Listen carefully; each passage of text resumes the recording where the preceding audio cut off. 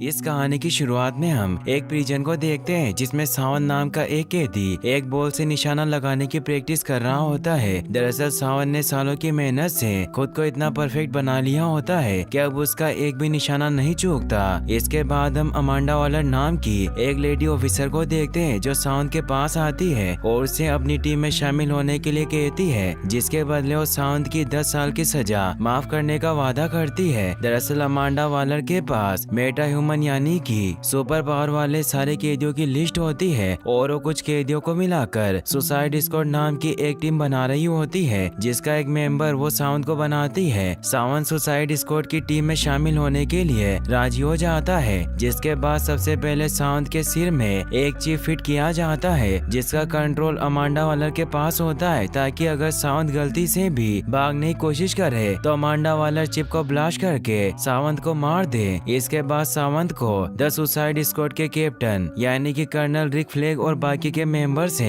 मिलवाया जाता है, जो सभी मेटा ह्यूमन और एलियन होते हैं जिनके अंदर कोई ना कोई सुपर पावर जरूर होती है। इसके बाद अमांडा वालर टीम के सभी मेंबर्स को उनका मिशन समझाती है। वो बताती है कि अमेरिका के दक्षिण में एक छोटा सा महाद्वीप है जहाँ पर हमेशा से हरेरा फैमिली का राज था, लेकिन एक दिन अचानक से जनरल लूना नाम के एक कमांडर ने विद्रोह करके पूरे आइलैंड पर कब्जा कर लिया और हरेरा फैमिली के सारे मेंबर को मारकर द्वीप का नया प्रेसिडेंट बन गया। जब तक द्वीप पर हरेरा फैमिली का राज था तब तक अमेरिका के लिए कोई चिंता की बात नहीं थी, लेकिन जब से जनरल लूना ने द्वीप पर कब्जा किया है अमेरिका की चिंता बढ़ गई, क्योंकि जनरल लूना का सिर्फ एक ही मकसद है, अमेरिका की बर्बादी। द्वीप पर यूथनहाइम नाम का एक रिसर्च सेंटर है जहाँ पर स्टारफिश नाम का एक एलियन प्रोजेक्ट चल रहा होता है, जिससे अमेरिका के साथ ही पूरी दुनिया को खतरा है। अमांडा वालर सुसाइड स्क्वाड टीम को किसी भी तरह द्वीप पर चल रहे प्रोजेक्ट स्टारफिश को रोकने का मिशन देती है। अब सुसाइड स्क्वाड की पूरी टीम हेलीकॉप्टर में बैठकर द्वीप की तरफ निकल पड़ती है। द्वीप के पास पहुंचने पर टीम के सभी मेंबर को समुद्र में कूदने का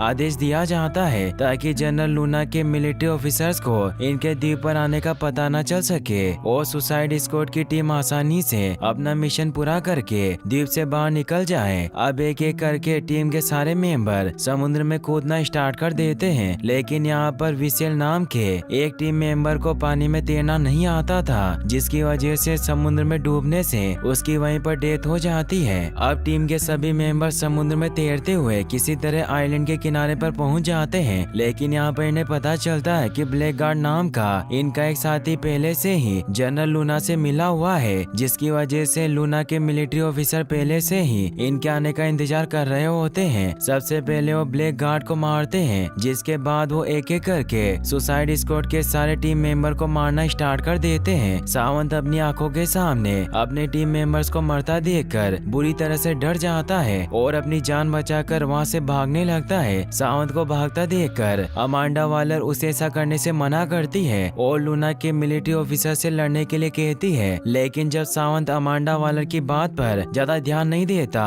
तो सावंत के सिर में लगे चिप को ब्लास्ट करके सावंत को मार डालती है। अब तक द सुसाइड स्क्वाड के सारे टीम मेंबर्स मारे जा चुके होते हैं, सिर्फ हार्ली क्विन और कर्नल रिक फ्लैग को छोड़कर। हार्ली क्विन को लूना के मिलिट्री ऑफिसर पकड़कर अपने साथ ले जाते हैं, क्योंकि हार्ली क्विन के क्राइम डेटा को देखकर उनको लगता है कि हार्ली क्विन भी अमेरिका की दुश्मन है और दुश्मन का दुश्मन अपना दोस्त होता है। वहीं कर्नल रिक फ्लैग को द्वीप के विद्रोही लोग पकड़कर अपने साथ ले जाते हैं। इसके बाद हम अमांडा वालर को देखते हैं जो द सुसाइड स्क्वाड की टीम बी को आगे बढ़ने के लिए कहती है। दरअसल अमांडा वालर जानती थी कि टीम ए के सफल होने के चांस काफी ज्यादा कम है, इसीलिए उसने पहले से ही बैकअप के तौर पर एक टीम बी बना रखा होता है। टीम बी में peace maker, polka dot man और किंग शार्क जैसे मेटा ह्यूमन शामिल होते हैं और पोल्का डॉट मैन को टीम का लीडर बनाया गया होता है। अमांडा वालर ट्रैकिंग डिवाइस की मदद से कर्नल रिक फ्लैग के लोकेशन का पता लगा लेती है और सुसाइड स्क्वाड की इस नई टीम को सबसे पहले कर्नल रिक फ्लैग को बचाने का मिशन देती है। इसके बाद टीम भी उस तरफ बढ़ना स्टार्ट कर देती है जिस तरफ कर्नल रिक फ्लैग को बंदी बनाकर रखा गया होता है। रात होने पर ये लोग जंगल में एक जगह पर आग जलाकर रात भर वहीं रुकते हैं और अगली सुबह उस जगह पर पहुंच जाते हैं जहां पर कर्नल रिक फ्लैग को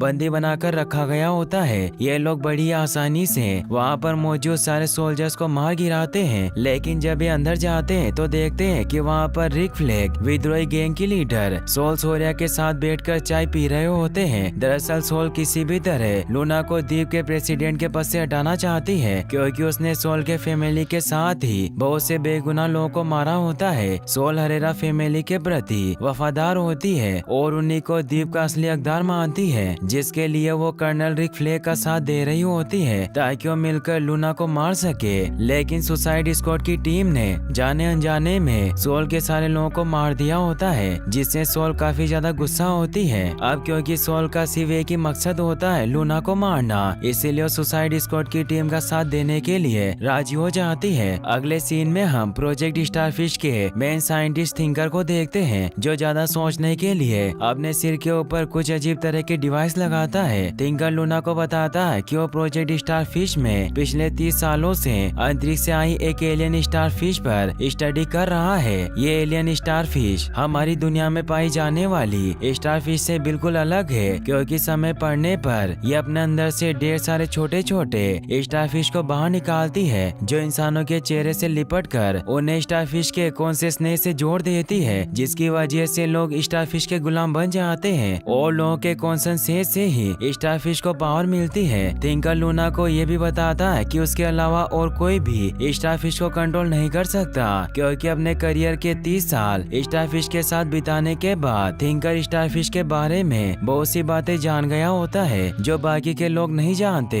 थिंकर की बात सुनकर लूना इसे अपने साथ काम करने के लिए कहता है, क्योंकि वो स्टारफिश को किसी बायो वेपन की तरह इस्तेमाल करके पूरी दुनिया पर राज करना चाहता है। वहीं दूसरी तरफ हम हार्ली क्वीन को देखते हैं, जिसे लूना के लोगों ने पकड़ रखा होता है और वो हार्ली को अपने नए कपड़े पहनाकर उसे लूना के पास ले जाते हैं, क्योंकि हार्ली के क्रिमिनल रिकॉर्ड को देखकर उन्हें लगता है कि लूना की तरह हार्ली भी अमेरिका की दुश्मन है। अब हार्ली और लूना जब एक दूसरे से मिलते हैं तो साथ में काफी अच्छा टाइम स्पेंड करते हैं और बहुत जल्द वो दोनों एक दूसरे को पसंद भी करने लगते हैं। हार्ली लूना के साथ एक हैप्पी फैमिली के सपने सजाने लगती है, लेकिन जब लूना हार्ली को बताता है कि उसने द्वीप का प्रेसिडेंट बनने के लिए अपने विद्रोही को उनकी फैमिली और बच्चों के साथ मार दिया, तो ये बात हार्ली को बिल्कुल भी पसंद नहीं आती, क्योंकि वो नहीं चाहती कि उसका होने वाला पति एक हत्यारा हो जिसने बहुत से बेगुनाह बच्चों को मारा हो। इसीलिए अपनी गन से लूना को शूट कर देती है, जिससे उसकी वहीं पर डेथ हो जाती है। अब यहाँ पर लूना के मिलिट्री ऑफिसर्स भी आ जाते हैं, जो हार्ली को चारों तरफ से घेर लेते हैं, लेकिन वो हार्ली क्वीन के सामने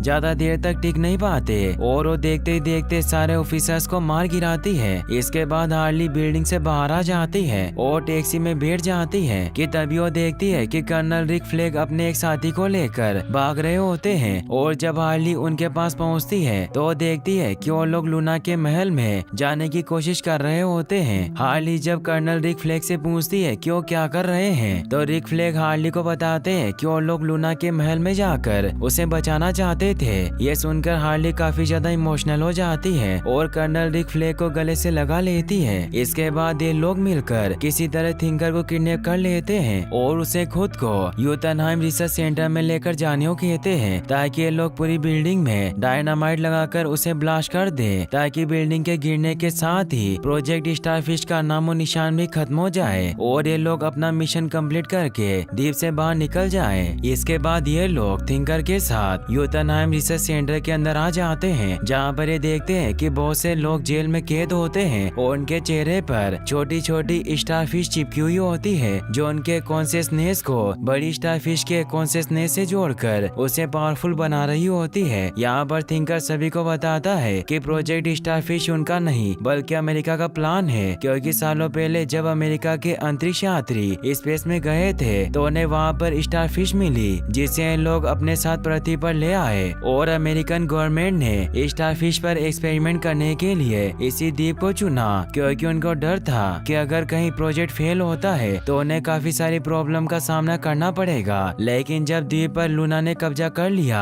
तो अमेरिकन गवर्नमेंट ने उन्हें यहाँ पर सब कुछ खत्म करने के लिए भेज दिया, क्योंकि लूना अमेरिका से नफरत करता है और वो ये बात सारी दुनिया के सामने ला सकता है कि प्रोजेक्ट स्टारफिश के पीछे अमेरिका का हाथ है, जिससे अमेरिका को पूरी दुनिया को जवाब देना पड़ेगा। थिंकर की बात सुनकर कर्नल रिक फ्लैग कंप्यूटर में से चिप को बाहर निकाल लेते हैं, जिसके अंदर प्रोजेक्ट स्टारफिश के बनने की पूरी जानकारी होती है। और अब colonel Rick Flag Flag America का सच पूरी दुनिया के सामने लाना चाहते हैं, लेकिन अब यहाँ पर पीस मेकर भी आ जाता है जो कर्नल रिक फ्लैग से वो चिप मांगने लगता है जिसके अंदर प्रोजेक्ट स्टारफिश की पूरी जानकारी सेव होती है, क्योंकि मिशन पर आने से पहले अमांडा वालर ने पीस मेकर को प्रोजेक्ट स्टारफिश का सारा डेटा अपने साथ लाने के लिए कहा था। अब कर्नल रिक फ्लैग और पीस मेकर के बीच में एक खतरनाक फाइट होना शुरू हो जाती है। वहीं दूसरी तरफ पोल्का डॉट मैन अपनी जान बचाने के लिए अपनी बॉडी से ढेर सारी पोल्का डॉट्स रिलीज करता है, जिससे बिल्डिंग में एक जोरदार ब्लास्ट होता है और पूरी की पूरी बिल्डिंग नीचे गिरने लगती है, जिसकी वजह से जायंट स्टारफिश केज से आजाद हो जाती है। और वो आजाद होने के बाद सबसे पहले प्रोजेक्ट स्टारफिश के लीडर यानी कि थिंकर को बहुत ही बुरी तरह से मारती है। वहीं दूसरी तरफ पीस मेकर और कर्नल रिक फ्लैग के बीच में फाइट के दौरान Peacemaker colonel Rick Flag को मार देता है। पीस मेकर और कर्नल रिक फ्लैग के बीच फाइट के दौरान हार्ड डिस्क नीचे गिर जाती है और इस मौके का फायदा उठाकर रेड कैचर हार्ड डिस्क को लेकर वहां से भागने लगती है, लेकिन जल्दी पीस मेकर रेड कैचर के पास पहुंच जाता है। लेकिन इससे पहले कि पीस मेकर रेड कैचर को मारकर हार्ड डिस्क हासिल करता, वहाँ पर ब्लड स्पॉट भी आ जाता है जो पीस मेकर को ऐसा करने से रोकना चाहता है। ब्लड स्पॉट को अपने सामने देखकर पीस मेकर उसके ऊपर शूट कर देता है, लेकिन ब्लड स्पॉट की बुलेट पीस मेकर की बुलेट को बीच में से चीरती हुई पीस मेकर के गले में जाकर लगती है, जिससे पीस मेकर की वहीं पर डेथ हो जाती है। इसके बाद बिल्डिंग गिरने की वजह से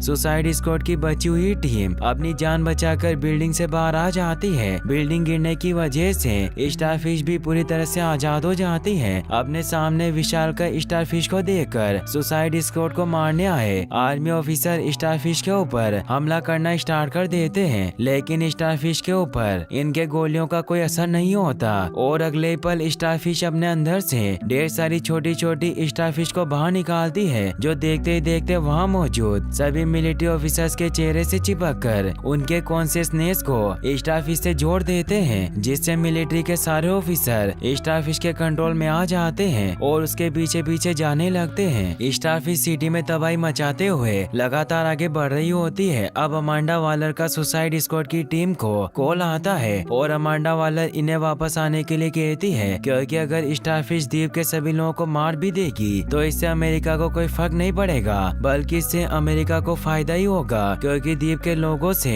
अमेरिका को खतरा था। लेकिन सुसाइड स्क्वाड की टीम ऐसा करने से मना कर देती है, क्योंकि वो द्वीप के लाखों लोगों को मरता हुआ छोड़कर नहीं जा सकते। अब अमांडा वालर जब सुसाइड स्क्वाड टीम को अपनी बात न मानता देखकर उनकी बॉडी में लगे चिप को ब्लास्ट करके उन्हें मारने की कोशिश करती है, तो उसके लोग उसके ऊपर पीछे से हमला करके उसे बेहोश कर देते हैं। अब सुसाइड स्क्वाड की बची हुई टीम मिलकर स्टारफिश को रोकने की कोशिश करने लगती है, लेकिन स्टारफिश इनसे काफी ज्यादा पावरफुल होती है, जिसकी वजह से इनके वार से स्टारफिश को कोई फर्क नहीं पड़ता। इसके बाद रेड कैचर अपने डिवाइस की मदद से द्वीप के सभी चूहों को वहां पर बुला लेती है और उनसे स्टारफिश पर हमला कर देती है। अब लाखों की संख्या में चूहे स्टारफिश की बॉडी पर चढ़ना स्टार्ट कर देते हैं और स्टारफिश की बॉडी को कुतर कर काटने लगते हैं। वहीं दूसरी तरफ हार्ली क्वीन मौका पाकर स्टारफिश की आंख के अंदर चली जाती है, जहाँ पर हार्ली क्वीन के पीछे पीछे चूहे भी स्टारफिश की आंख के अंदर चले जाते हैं और कुतर कर उसे मारना स्टार्ट कर देते हैं। स्टारफिश के मरने के बाद वो सारे लोग भी मारे जाते हैं जो स्टारफिश के कंट्रोल में थे और इस प्रकार सुसाइड स्क्वाड की बची हुई टीम अपने मिशन को सफलतापूर्वक कंप्लीट कर लेती है। मूवी के एंडिंग सीन में हमें दिखाया जाता है कि विशाल अभी भी जिंदा होता है और पीस मेकर का अस्पताल में इलाज चल रहा होता है, यानी कि वो भी अभी जिंदा होता है। और इसी के साथ ये मूवी यहीं पर एंड हो जाती है। और गाइस, अगर आप ऐसी और वीडियोस देखना चाहते हैं तो एंड स्क्रीन पर क्लिक करके आप इस वीडियो को भी वॉच कर सकते हैं। साथ ही इस वीडियो को लाइक और चैनल को सब्सक्राइब करने के लिए आपका तहे दिल से शुक्रिया। Thanks for watching.